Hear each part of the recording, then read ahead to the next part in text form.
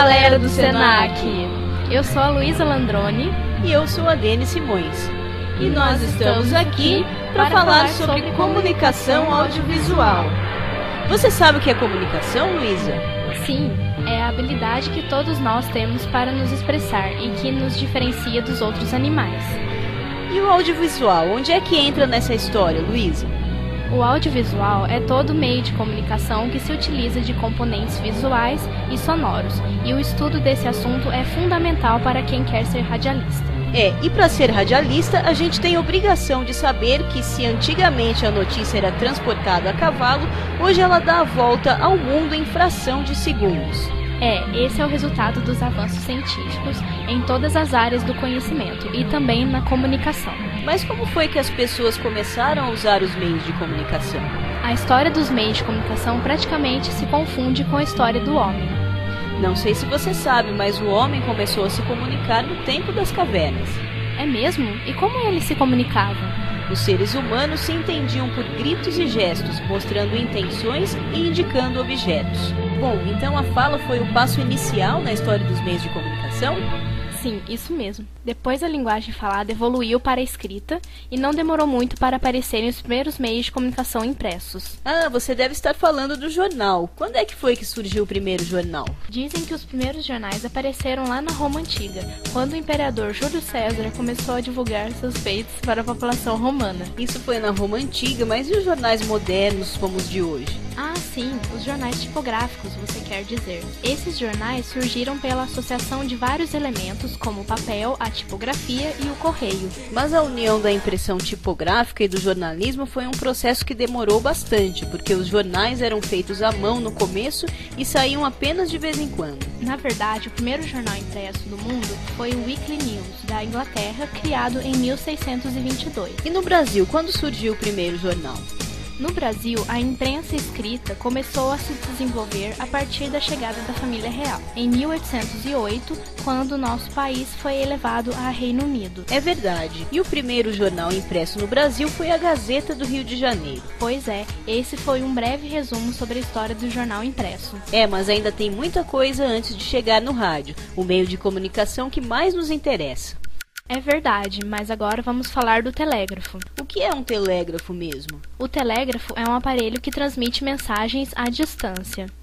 É isso mesmo. E a atividade telegráfica foi criada por Samuel Morse em 1844. Ele também foi inventor do código Morse, um sistema de codificação que era usado para fazer a comunicação à distância. A telegrafia evoluiu com rapidez e em 1929 já havia mais de 3.500 cabos espalhados pelo mundo, somando 300 mil linhas telegráficas. Poxa, então esse sistema deu certo mesmo. Não só deu certo, como impulsionou a criação de novas tecnologias de comunicação, como o telefone. Quem nunca ouviu falar de Alexandre Graham Bell, o inventor do telefone? Graham Bell não só inventou o telefone, como patenteou a invenção, que começou a ser levada para todo mundo. Ele começou fundando a American Bell Telephone Company para explorar a telefonia em 1877. A expansão do telefone foi tão rápida que em 1935 as empresas telefônicas já empregavam mais de 300 mil pessoas apenas nos Estados Unidos. Realmente o telefone pegou no mundo todo e, como não poderia deixar de ser, deu certo no Brasil também.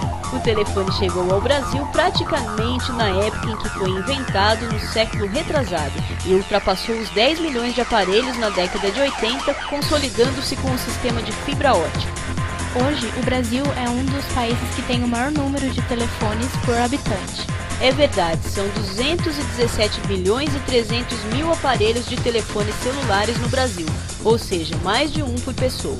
A gente já falou de jornal impresso, telégrafo, telefone e ainda não chegou o rádio, que é o que interessa. É verdade, mas para chegar ao rádio a gente precisa entender o telégrafo sem fio. Afinal, foi graças a esse sistema que o rádio hoje é o que ele é. O telégrafo sem fio nasceu a partir do conceito de ondas eletromagnéticas estudado pelo escocês James Maxwell.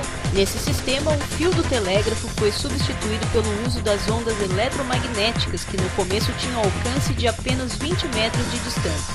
A primeira ligação permanente acidente de telegrafia sem fio aconteceu em 1897 e, dali para frente, o sistema não parou mais de avançar. Graças a essa tecnologia, a gente hoje pode usar um montão de equipamentos sem fio, como o telefone e até a internet.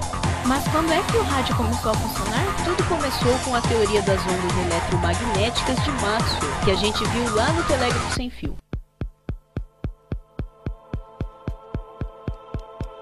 Mas o princípio da propagação radiofônica veio mesmo a partir do trabalho do pesquisador alemão Heinrich Rudolf Hertz. Hertz descobriu o conceito das ondas do rádio, que depois foram chamadas de ondas hertzianas, e daí para a fabricação dos primeiros aparelhos de rádio foi apenas um passo. É verdade, tanto que a primeira companhia de rádio foi fundada em Londres pelo cientista Guglielmo Marconi, que começou a fazer a produção de aparelhos de rádio em série. Mas no começo o rádio era exclusivamente uma espécie de telégrafo sem fio. Isso porque as pessoas não imaginavam que ele poderia transmitir mensagens faladas através do espaço. Pois é, e como o homem é curioso e não para de buscar conhecimento, o rádio começou a evoluir, e rapidamente. Já em 1897, Oliver Lodge inventou o circuito elétrico sintonizado, tecnologia que permitiu mudanças de sintonia pela seleção de frequência. E a novidade também despertou o interesse dos brasileiros, tanto que o padre e cientista gaúcho Roberto Landel de Moura construiu vários aparelhos importantes e que marcaram a história do rádio. Já nos Estados Unidos foram anos de pesquisas e tentativas de aprimoramento até a instalação da primeira estação estúdio de radiodifusão em 1916. A novidade marca a veiculação do primeiro programa de rádio de que se tem notícia, com conferências, música de câmara e gravações. O primeiro registro de uma transmissão jornalística no rádio também foi naquela época, com a transmissão das apurações eleitorais para a presidência dos Estados Unidos. Diante de tanta tecnologia, o rádio não parou mais de crescer e começa então a chamada Era do Rádio. Dentro desse boom de novidades, aparece uma invenção muito importante. É verdade, nós estamos falando do microfone, que surgiu graças à ampliação dos recursos do bocal do telefone, por um engenheiro da companhia Westinghouse em 1920. Aliás, foi a própria Westinghouse que fez nascer, meio que por acaso, a radiodifusão. A empresa norte-americana fabricava aparelhos de rádio para as tropas que lutavam na Primeira Guerra Mundial. Com o término das batalhas, os aparelhos ficaram encalhados. A solução para evitar o prejuízo foi instalar antenas e transmitir música para a população, que começou a comprar os rádios. A popularização do rádio foi tão grande que, nos Estados Unidos, já existiam 4 emissoras em 1921. Apenas um ano depois, esse número pulou para 382. Caramba, isso é muita emissora, hein? E se tinha um número tão grande assim, devia estar vendendo bem, não é mesmo? É verdade, tanto que a chegada do rádio comercial não demorou, e logo as emissoras reivindicaram o direito de conseguir sobreviver com seus próprios recursos. A pioneira no rádio comercial foi a WEAF de Nova York, que pertencia à Telephone and Telegraph Company. A emissora irradiava anúncios e cobrava $2 por segundo de comercial e $100 por 10 minutos. É grana pra caramba, tanta grana que os jornais impressos começaram a ficar com medo do poder do rádio. Mas e no Brasil? A rádio também tinha essa audiência toda? O rádio chegou ao Brasil mais ou menos no mesmo período em que começou lá no exterior. Tanto que a primeira transmissão radiofônica oficial foi o discurso do então presidente Epitácio Pessoa, na comemoração ao primeiro centenário da independência em 1922. Naquela época, a capital do país era o Rio de Janeiro, e a companhia Westinghouse, aquela que começou vendendo os rádios encalhados dos soldados, instalou um transmissor no alto do Corcovado. E a gente não pode deixar de falar no Edgar Roquette Pinto, o pai do rádio brasileiro. Ele e Henri Moris fundaram a primeira estação de rádio brasileira, a Rádio Sociedade do Rio de Janeiro, em 1923. A partir daí, o rádio começou a se profissionalizar e a programação passou a ter horário certo e a ser distribuída de forma racional no tempo. Isso tudo era consequência do uso comercial do rádio, que também exigiu a contratação de equipes de jornalistas, dramaturgos, publicitários e músicos profissionais. A partir daí surgem também os primeiros ídolos populares do rádio, como Francisco Alves, Carmen Miranda, Orlando Silva, Aracide Almeida, dentre tantos outros. Para se ter uma ideia, na década de de 30, a Rádio Nacional possuía 6 estúdios, um auditório com capacidade para 500 pessoas, 10 maestros, 124 músicos, 33 locutores, 55 radioatores, 18 produtores e mais centenas de outros profissionais da área. Em 1942, já existiam 75 emissoras de rádio no Brasil, e como a concorrência busca anunciantes e ouvintes, as rádios começaram a se popularizar ainda mais. Mas com a chegada da televisão em 1950, o rádio sofre um grande baque e precisa se readaptar. Ao perder público, o rádio se vê obrigado a segmentar a programação. Por isso mesmo, hoje existem emissoras especializadas em programação jornalística, música popular brasileira, música sertaneja, programação religiosa, esportiva e tantos outros gêneros.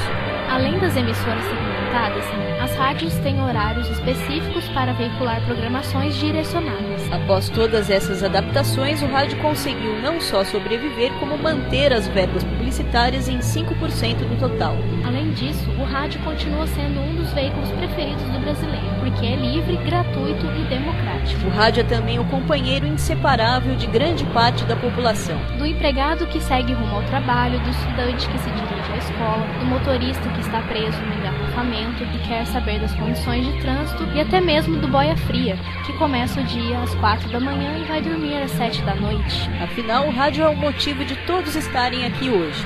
Nosso programa fica por aqui e esperamos que vocês tenham gostado. Até a próxima!